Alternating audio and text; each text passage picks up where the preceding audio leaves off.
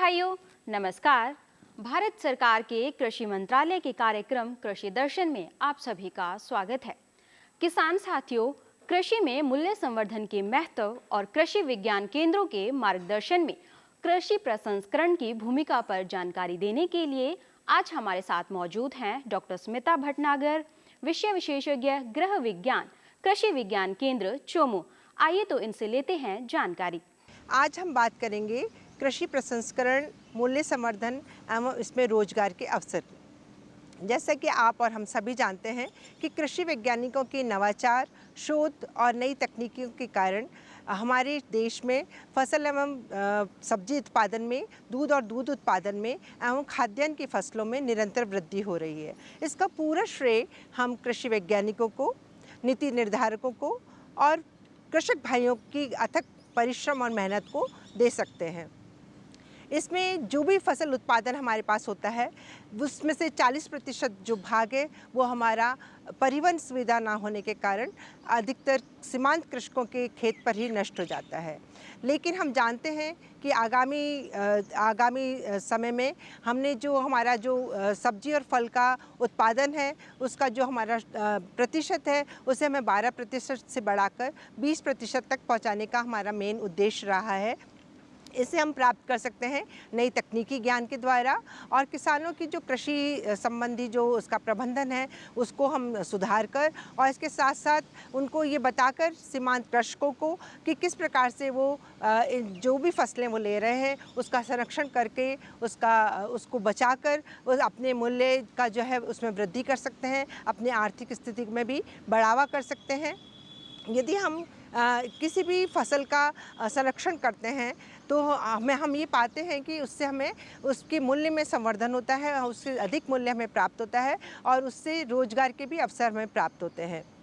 आप और हम सभी जानते हैं कि भारत में चाय, काजू, जूट के स्थान पर जो विश्व में हमारा स्थान है वो प्रथम है, और साथ में गेहूँ, चावल, गन्ना, कपास के क्षेत्र में हमारा जो देश है वो द्वितीय स्थान पर आता है। लेकिन ये हमारा दुर्भाग्य है कि हम उसके संरक्षण विधियों के बारे में सीमांत कृषकों को नहीं बता पाए हैं, या उनको इसकी दक्षता कम हासिल है, जिससे कि वो इसकी जितनी भी पैदावार वो लेते हैं उसका अधिकांश भाग जो है वो खराब हो जाता है। आज के परिवेश में बहुत अधिक आवश्यक है कि उन्हें इसके बारे में ज्ञान दिया जाए, इसके बारे में प्रशिक्षण दिया जाए, इसके बारे में उन्हें बताया जाए, उन्हें सचेत किया जाए कि किस प्रकार से वो अपने जो भी खाद्य वस्तु ले रहे हैं उसको संरक्षित रख सकते हैं। क्योंकि जब हम प्रसंस्करण की बात करते हैं तो उसका असली अर्थ होता है कि भौतिक, जैविक और रासायनिक विधि से हम उसको लंबे समय तक सुरक्षित रख सकें। इसके लिए किसान भाइयों को उसके लिए प्रशिक्षित करना बहुत आवश्यक हो जाता है। उसके लिए उनको दक्षता देनी बहुत अधिक आवश्यक हो जाती है। ये सिर्फ हम खाद्य वस्तुओं में नहीं, हम खाद्यान्न फसलों में भी कर सकते हैं, हम दलहनी तिलहनी फसलों में भी कर सकते हैं। इसके साथ साथ हम अपने फल एवं सब्जी परिरक्षण का भी कार्य उसके अंदर हम उसको भी संरक्षित कर सकते हैं। एक एक करके मैं बताऊंगी कि इसके लाभ क्या होते हैं। यदि हम किसी प्रसंस्करण की बात करते हैं तो इसका मुख्य लाभ यही होता है कि वो हमें पूरे साल उसकी उपलब्धता बनी रहती है। यानी कि ऐसी वस्तुएं, ऐसे खाद्यान्न, ऐसी फसलें जो हमारे शहर, हमारी जगह पे, हमारे ज़िले में नहीं हो रही हैं लेकिन दूसरे ज़िले में हो रही हैं, वो भी हमें प्राप्त हो जाती हैं। जैसे आपने देखा होगा कि आजकल राजस्थान में भी कीवी है, एप्पल्स हैं जो कि हिमाचल में होते हैं, दूसरी जगह पर होते हैं, वो भी हमें प्राप्त हो रहे हैं। तो इसका यही कारण है कि उनको प्रसंस्कृत किया जा रहा है, उनका मूल्य संवर्धन किया जा रहा है, किस समय पर उनकी तुड़ाव करनी है, कैसे उन्हें भरवाई करनी है, कैसे एक स्थान से दूसरे स्थान पे भेजना है, इसकी संपूर्ण जानकारी जो है इस प्रशिक्षण के दौरान दी जाती है, जिससे कि वो उपलब्धता जो है उसको पूरे साल भी बनी रहती है। और ऐसे स्थानों पे जहाँ पे वो उपलब्ध नहीं होते हैं, जहाँ पे वो नहीं पैदावार उनकी होती है, जहाँ पे उनकी उत्पादकता नहीं है, वहाँ भी उनको पहुँचाए जा सकते हैं। दूसरा इसका लाभ है कि प्रसंस्करण के द्वारा हम दूसरे रोजगारों को भी बढ़ावा देते हैं। कैसे? जैसे कि मैंने अभी बताया कि हम यदि डिब्बाबंदी कर रहे हैं तो हमें कार्डबोर्ड्स के डिब्बों की आवश्यकता होती है। लेबल्स की आवश्यकता होती है, उसकी भराई के लिए अधिक मज़दूरों की आवश्यकता होती है। और इसके साथ साथ हमें यदि हम फल और सब्ज़ी का कोई शरबत बना रहे हैं या अचार बना रहे हैं, चटनी बना रहे हैं, मुरब्बे बना रहे हैं, तो उससे जुड़े हुए बॉटल्स की भी हमें आवश्यकता होती है। तो दूसरे जो व्यवसाय हैं उनको भी एक गति मिलती है और इससे और लोगों को, ज़्यादा से ज़्यादा लोगों को जो है प्रोत्साहन मिलता है और दूसरे रोज़गारों को भी बढ़ावा मिलता है। इसके साथ साथ आपने देखा होगा कि कभी-कभी हमारे पास आपदा जैसी स्थिति आ जाती है, यानी कि कभी बाढ़ आ जाती है या सूखा पड़ जाता है, तो ऐसी परिस्थिति में भी जो ये हमारे पास परिरक्षित पदार्थ होते हैं, प्रसंस्करण वाले जो हमारे पास खाद्य वस्तुएं होती हैं, इनका हम उपयोग आसानी से कर सकते हैं। इसके साथ साथ आपने देखा होगा कि दूर दराज जगहों पर, जैसे कि जहाँ पे हमारे सैनिक भाई काम कर रहे हैं, जहाँ पर हमको भोज्य पदार्थ पहुँचाना बहुत मुश्किल होता है। जैसे कि हम 10 किलो टमाटर एक साथ नहीं ले जा सकते, लेकिन 10 किलो टमाटर का यदि हम पाउडर तैयार करके उन तक पहुँचाएँ तो वो ले जाना आसान होता है। तो ऐसे स्थानों पर भी जहाँ पे इनका परिवहन मुश्किल होता है, वहाँ पे भी प्रसंस्कृत करे हुए खाद्य पदार्थ जो है बहुत ज़्यादा उपयोगी होते हैं और उनको उन तक पहुँचाए जा सकते हैं। जैसा कि आप और हम सभी जानते हैं कि हमारे दैनिक जीवन में हमें जितने भी अनाज हैं, फल हैं, सब्जियां हैं, इनको लेना अनिवार्य है, क्योंकि हमारे शरीर को सभी पोषक तत्व जो है इनसे प्राप्त होते हैं। तो ये तभी संभव होगा कि जब हम मौसम में आए हुए फलों को, सब्जियों को, खाद्य पदार्थों को, अनाजों को, इनको सुरक्षित रख पाएँ। ये केवल फल और सब्जियों के साथ ही नहीं, ये दूध और दूध से बने उत्पादों के साथ भी हो सकता है, ये मछलियों के साथ भी हो सकता है। जिन जगहों पर जलवायु उपयुक्त है या पानी की अच्छी सुविधा उपलब्ध होती है, वहाँ पे मत्स्य पालन को प्रोत्साहित किया जाता है। उसके बाद उसे किस प्रकार से उसका संरक्षण किया जाना चाहिए, इस बारे में जानकारी दी जाती है। जैसे आपने देखा होगा कि कोई भी चीज़ के सड़ने का कारण होता है या तो हवा की उपस्थिति या उसके अंदर नमी रह जाए। तो उस नमी को यदि हम दूर कर दें या उसकी हवा की उपस्थिति को हम हटा दें, तो वो चीज़ संरक्षित रखी जा सकती है। जैसे कि अभी मैंने पहले उदाहरण दिया कि राजस्थान में सेब नहीं होता, एप्पल नहीं होते, लेकिन फिर भी हमें उपलब्ध होते हैं। क्यों? क्योंकि उसको एक वैक्स की कोटिंग दे दी जाती है, एक वैक्स की लेयरिंग दे दी जाती है, जिससे कि हवा का प्रवेश उसमें नहीं होता और नमी जो है उसकी बाहर नहीं निकल पाती, जिससे कि वो लंबे समय तक संरक्षित रह पाते हैं। और किस अवस्था में उसको तोड़ा जाना चाहिए, ये भी इस प्रशिक्षण के दौरान उनको बताया जाता है। तो ये सारी चीज़ें जो हैं प्रसंस्करण के दौरान सिखाई जाती हैं, जिससे कि वो उससे ज़्यादा मुनाफा ले सकते हैं। यदि हम नमी को दूर कर देते हैं तो भी हम किसी भी चीज़ को लंबे समय तक रख पाते हैं। यदि हम उसके अंदर तापक्रम को कम कर देते हैं तो भी हम किसी चीज़ को लंबे समय तक रख पाते हैं। जैसे कि मैंने मत्स्य का उदाहरण दिया कि जिन जगहों पर हमारे पास जलवायु उपयुक्त है या पानी की उपलब्धता है, तो वहाँ पर जाकर हम मछली पालन को बढ़ावा देते हैं। तो मछली के बीज किस प्रकार से संरक्षित रखे जा सकते हैं, किस प्रकार की मछलियों का उत्पादन अधिक से अधिक लिया जा सकता है और कैसे उनको रेफ्रिजरेटेड किया जाना चाहिए, ये सब भी इस के दौरान हम उनको किसान भाइयों को सिखाते हैं। इसके साथ साथ आपको, जैसे मैंने दूध का बताया कि दूध से भी बहुत सारे उत्पाद तैयार किए जा सकते हैं, जैसे दूध का पाउडर बनाना है, दही है, छाछ है, आइसक्रीम है। तो इस प्रकार से भी दूध को हम संरक्षित रख सकते हैं, उसका प्रसंस्करण कर सकते हैं।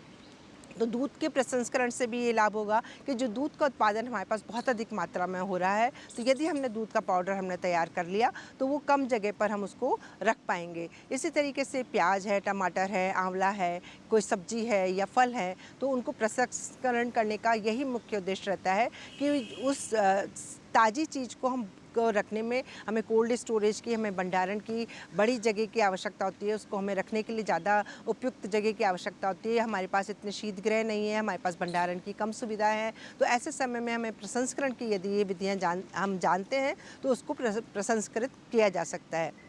इसके साथ साथ दलहनीय फसलों का भी हम प्रसंस्करण करते हैं। जैसे कि जो दालें होती हैं, उन दालों से हम बेसन बनाना है, बेसन से नमकीन बनाना है या दूसरे तरीके के जो उत्पाद हैं वो बनाकर हम उसको प्रसंस्कृत कर सकते हैं। इसके साथ साथ आपने सोयाबीन के बारे में सुना होगा, सोयाबीन सेंटर के बारे में सुना होगा, जो कि इंदौर के अंदर पूरी प्रोसेसिंग यूनिट है। तो उसके अंदर भी सोयाबीन से जो है तेल निकाला जाता है। तेल निकालने के बाद, क्योंकि वो प्रोटीन का बहुत अच्छा स्रोत है, इसलिए गायों को और मुर्गियों को जो है एक आहार के रूप में दिया जाता है। इसके साथ साथ जो खल के रूप में जो उनको दिया जाता है, इसके साथ साथ जो है सोयाबीन से दूध बनता है, उसकी आइसक्रीम बनती है, उससे दही बनता है। क्योंकि आजकल सब लोग बहुत स्वास्थ्य के प्रति सचेत हो गए हैं, तो ऐसे समय में सब जने चाहते हैं कि प्रोटीन रिच जो डाइट है उनको मिल सके। और हम जानते हैं कि सोयाबीन एक बहुत अच्छा प्रोटीन का स्रोत है, तो उसको इस प्रकार से प्रसंस्कृत करके एक स्थान से दूसरे स्थान पर पहुँचाया जा सकता है। क्योंकि सोयाबीन की भी खेती हर जगह पर संभव नहीं है, केवल जहाँ पे काली मिट्टी, भारी मिट्टी होती है वहाँ पर ही उसकी खेती संभव होती है। तो ऐसे स्थानों पे जहाँ पे सोयाबीन की पैदावार अधिक होती है, तो वहाँ पे इस प्रकार के प्रसंस्करण के द्वारा उसकी बड़ियाँ बनाई जाती हैं, उसका दूध बनाया जाता है, उसका दही बनाया जाता है, आइसक्रीम बनाई जाती है और दूसरे स्थानों पर पहुँचाया जाता है। इसी प्रकार से दलहन, तिलहन और इसके अलावा जो मोटा अनाज है, जिसे हम श्री अनाज भी कहते हैं, आजकल हम उसको भी बहुत ज़्यादा बढ़ावा दे रहे हैं। उसको बढ़ावा देने का उद्देश्य भी यही है कि वो कम पानी में, कम लागत में और कम देखभाल के साथ उसको उत्पन्न किया जा सकता है, अधिक पैदावार उसकी ली जा सकती है और उसका भी बहुत ज़्यादा न्यूट्रिटिव वैल्यू है।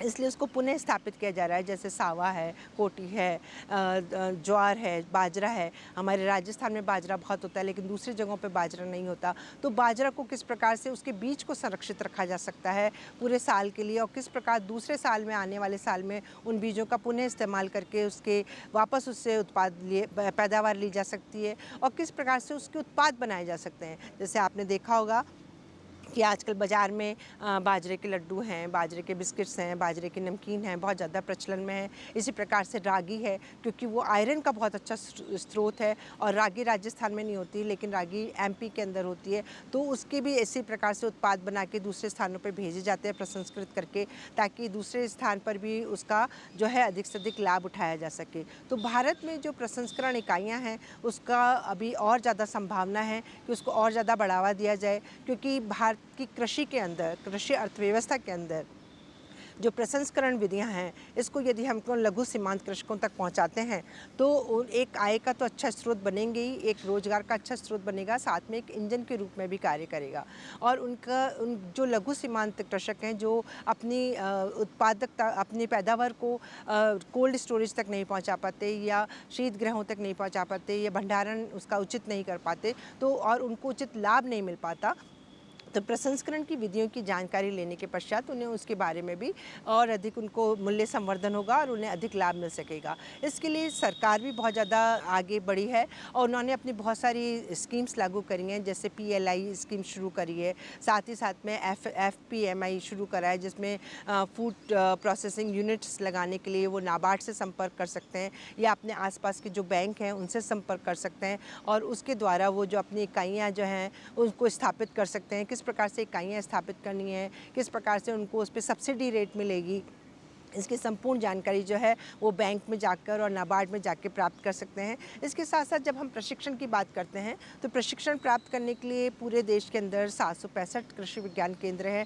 जो कार्यरत हैं। तो कृषि विज्ञान केंद्र भी इस क्षेत्र में आगे आया है, और वो किसान भाइयों को, किसान महिलाओं को, युवा कृषकों को कृषि की तरह पुनः स्थापित करने के लिए इस प्रकार के प्रशिक्षण प्रदान करता है, जिसके ये प्रशिक्षण जो होते हैं वो बिल्कुल फ्री ऑफ कॉस्ट होते हैं। इनमें उनसे कोई किसी प्रकार की फ़ीस नहीं ली जाती है। कृषक भाई वहाँ पे आके कृषक वैज्ञानिकों से संपर्क कर सकते हैं, और अपने मौसम के अनुसार, जैसे कि टमाटर का मौसम है तो टमाटर के उत्पाद बनाना सीख सकते हैं, आंवले का मौसम है तो आंवले के सीख सकते हैं, या कोई और फल है, जैसे नागपुर में संतरा बहुत ज़्यादा होता है, तो उस वहाँ पे आके संतरे के उत्पाद बनाना सीख सकते हैं। तो समय समय पर ये सारी जो प्रशिक्षण है वहाँ पे आयोजित किए जाते हैं, जहाँ पर वो किसान भाई आ सकते हैं और इनके उत्पाद कैसे बनाने हैं, कैसे उनकी पैकेजिंग करनी है, कैसे लेबलिंग करनी है, कैसे ऑनलाइन मार्केट उनको उपलब्ध हो सकता है, इसकी संपूर्ण जानकारी दी जाती है। इसके साथ साथ आजकल किसान भाइयों के लिए एक फूड गार्डन्स या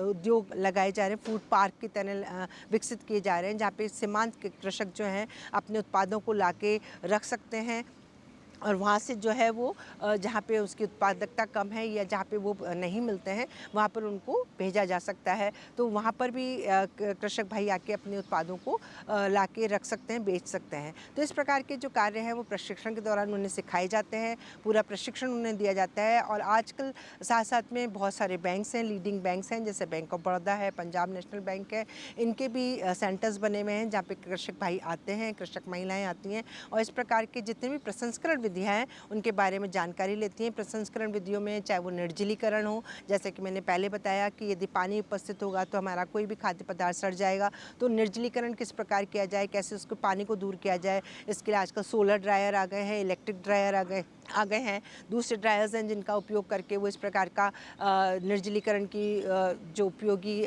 जानकारी है वो प्राप्त कर सकते हैं। साथ में यदि रेफ्रिजरेशन है जिसमें हम शून्य तापक्रम करके किसी वस्तु को लंबे समय तक रख सकते हैं, या किरणें होती हैं जिसके द्वारा, जैसे कि आपने देखा होगा कि आजकल आटे के पैकेट्स बहुत आते हैं लेकिन बहुत लंबे समय तक वो संरक्षित रहते हैं, ख़राब नहीं होते। तो उसका कारण यही होता है कि उन्हें ऐसी विकिरण प्रक्रिया से गुजारा जाता है जिससे कि उसमें किसी भी प्रकार के जीवाणु कीटाणु उपलब्ध बन ना सकें और उनको निष्क्रिय किया जा सके। इसी प्रकार से जैसे मैंने मछली का बताया, दूध का बताया, तो उन्हें किस प्रकार से पाश्चराइजेशन करना चाहिए या शीत गृहों में किस प्रकार से किस टेम्परेचर पर उनको उनका रखरखाव करना चाहिए, ये सारी जानकारी जो है इस प्रसंस्करण प्रशिक्षण के दौरान किसान भाइयों को, महिलाओं को, कृषक युवाओं को समय समय पर दी जाती है। और ये प्रसंस्करण विधियाँ और मूल्य संवर्धन जो है उनके लिए निश्चित रूप से बहुत कारगर है। ये ना केवल उनके लिए रोजगार के अवसर पैदा करता है बल्कि उनकी आर्थिक स्थिति को भी सुदृढ़ करने में एक अपना योगदान देता है। इसी के साथ साथ एक मुख्य संदेश जो मैं कृषक भाइयों को, बहनों को और युवाओं को देना चाहती हूँ वो यही है कि कृषि में आप जुड़े रहें। कृषि में प्रसंस्करण, नई तकनीकी ज्ञान जो भी आप उसमें बदलाव ला सकते हैं, पुरानी जो आप करते आ रहे हैं उन कार्यों में बदलाव लाके नई तकनीक ज्ञान के साथ, नवाचार के साथ आप अधिक से अधिक मुनाफा कमा सकते हैं, अधिक से अधिक अपनी आर्थिक स्थिति को सुदृढ़ करने में ये सारी तकनीकें बहुत सक्षम हैं, कारगर हैं। तो आप ज़्यादा से ज़्यादा कृषि विज्ञान केंद्रों में, अपने आसपास के बैंकों में, अपने कृषि जो ऑफिसर्स हैं उनसे संपर्क करें और इसके बारे में ज़्यादा जानकारी प्राप्त करें। किसान साथियों, आपको हमारा कार्यक्रम कैसा लगा? इस कार्यक्रम से संबंधित जानकारी देने के लिए आप हमें संपर्क भी कर सकते हैं। हमारा पता है कृषि दर्शन, डीडी राजस्थान, दूरदर्शन केंद्र, झालाना डूंगरी, जयपुर।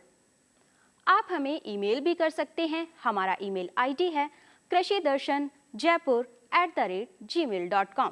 किसान भाइयों, आज के कार्यक्रम में बस इतना ही। एक बार फिर से हाजिर होंगे एक नई जानकारी के साथ। तब तक के लिए नमस्कार।